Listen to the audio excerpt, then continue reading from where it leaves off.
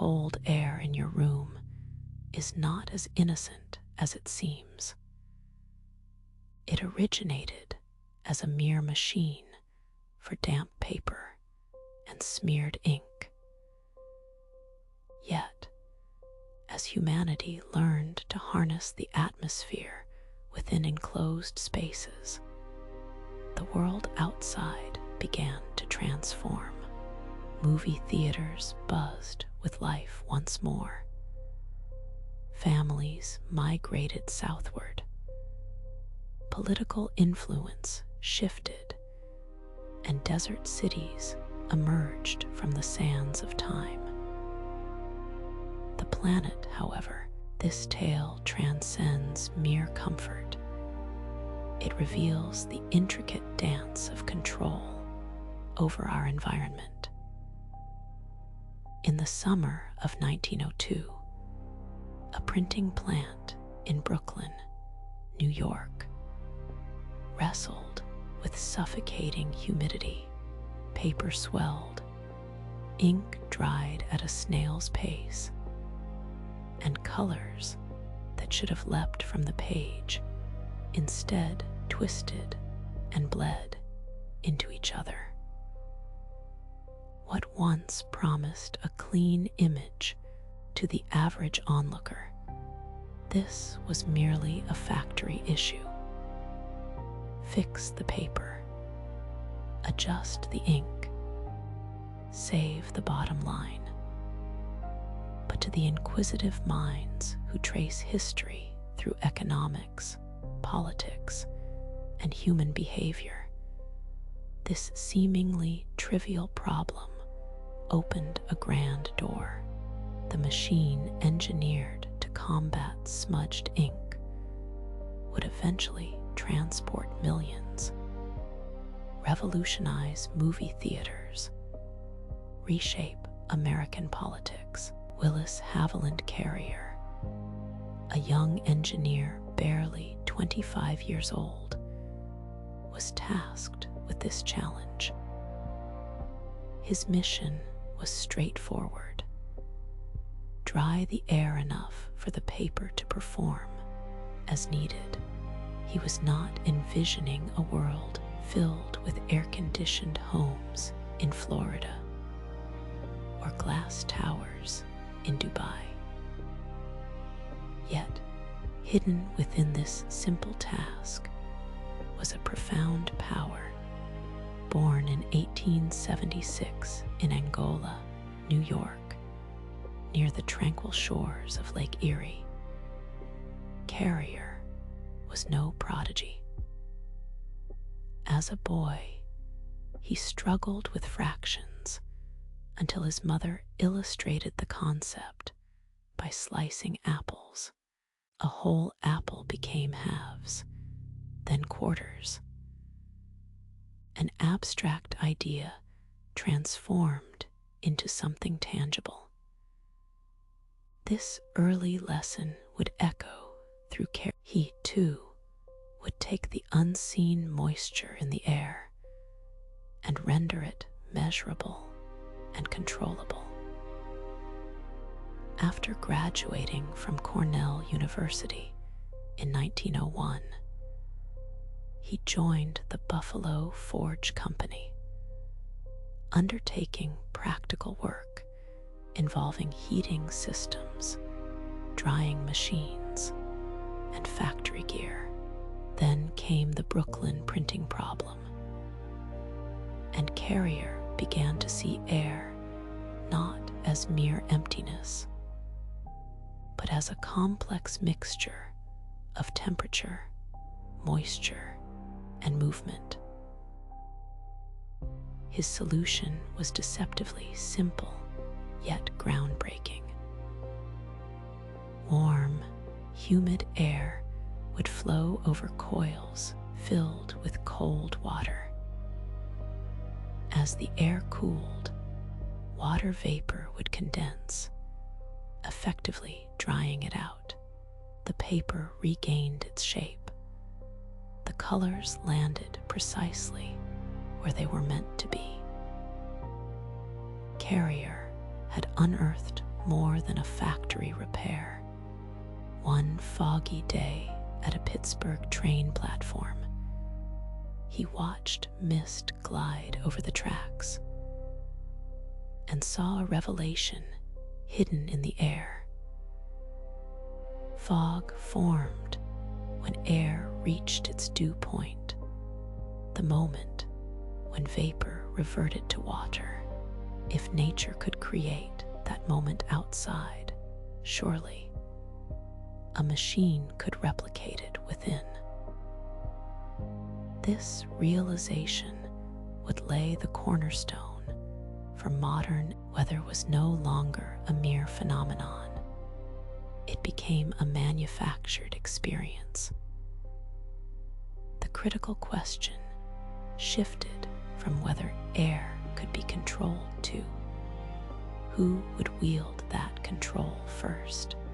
Among the early pioneers were theater owners, desperate to revive summer. In the early 1920s, American cinemas faced an insurmountable challenge: a stark decline in attendance as summer arrived.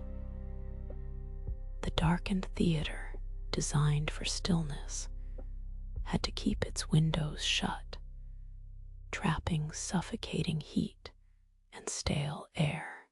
Audiences sat shoulder to shoulder, drenched in discomfort. Yearning, people sought more than mere entertainment. They craved the comforts of coolness, relief from the oppressive world outside. That was the promise Carrier's invention held. In 1925, his cooling system was installed at the Rivoli Theater in Times Square. Patrons arrived armed with folding fans, resigned to endure the heat. They anticipated sweat, discomfort, the struggle. At first, the theater felt warm, the results uncertain. But as moments passed, the atmosphere transformed. The heat released its grip, humidity dissipated. The air became easier to breathe. One fan stopped whirring, then another, until finally, hands lowered into laps, and a different. Audiences were no longer just spectators. They were participants in a new indoor world. Theaters began to market more than films. They promoted refrigerated air. People were invited to seek refuge inside, lured by the cool embrace of the machine. What once was a slow season for theaters now thrived in summer. As movie-going transformed into a refreshing escape, it laid the groundwork for the phenomenon of the summer blockbuster. But a deeper shift loomed once audiences discovered that the climate could be conquered within public spaces. They yearned for that same miracle in their homes. In the aftermath of World War II, window air conditioners began to creep into American living rooms. Initially scarce and costly, production ramped up, and cool air with the belief that one could defeat heat at home. The map of the nation began to morph. Regions like the American South and Southwest, long subjected to summer's tyranny, began to change. Cities like Houston, New Orleans, and Phoenix existed under the dominance of climate Older homes knew how to negotiate with the elements. High ceilings allowed hot air to escape, while expansive windows captured every passing breeze.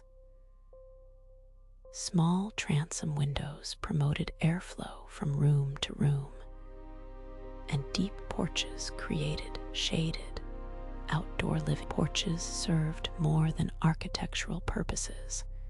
They fostered community. Families gathered after dinner. Neighbors conversed across yards. Children roamed freely. Life unfolded in connection with the outside world.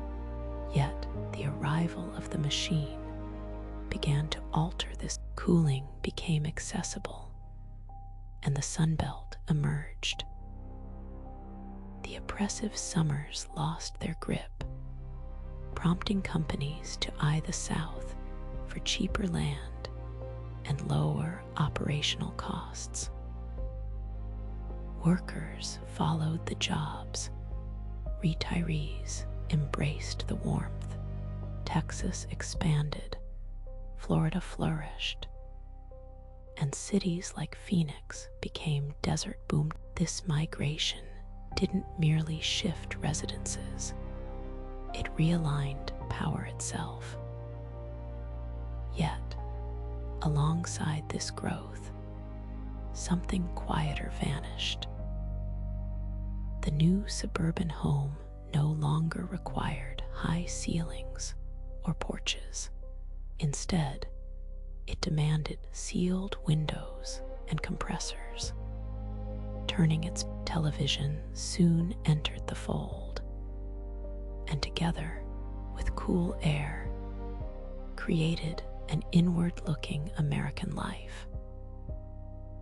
The political landscape transformed as well. The mass exodus to warmer states shifted congressional seats and electoral votes. The Sunbelt rose in power, forcing national campaigns to adapt. Analysts noted that the population boom in the South and West could redefine elections. Leaders like Nixon and Reagan capitalized on this shifting geography. Air conditioning did not single-handedly drive these political changes, but it certainly made migration easier, larger. A machine doesn't need to utter a word to sway a nation. Sometimes it simply needs to transform a sweltering place into a welcoming home. And the same machine that made the heat bearable in America was poised to construct entire cities in climates once thought inhospitable. In the Gulf, heat transcended mere seasonality. It dictated life. Before modern cooling, cities like Dubai relied on ancient wisdom, wind towers, thick walls, shaded courtyards, intelligent designs that thrived in harsh environments. Then arrived oil wealth, and air conditioning gave that wealth a new glass towers soared, indoor shopping malls blossomed, and airports, hotels, and offices emerged where the summer heat could threaten life in mere moments. Modern Dubai and Abu Dhabi were not birthed solely from oil. They thrived on the coolness of here. The narrative turns both awe-inspiring and disquieting. Air conditioning shelters people,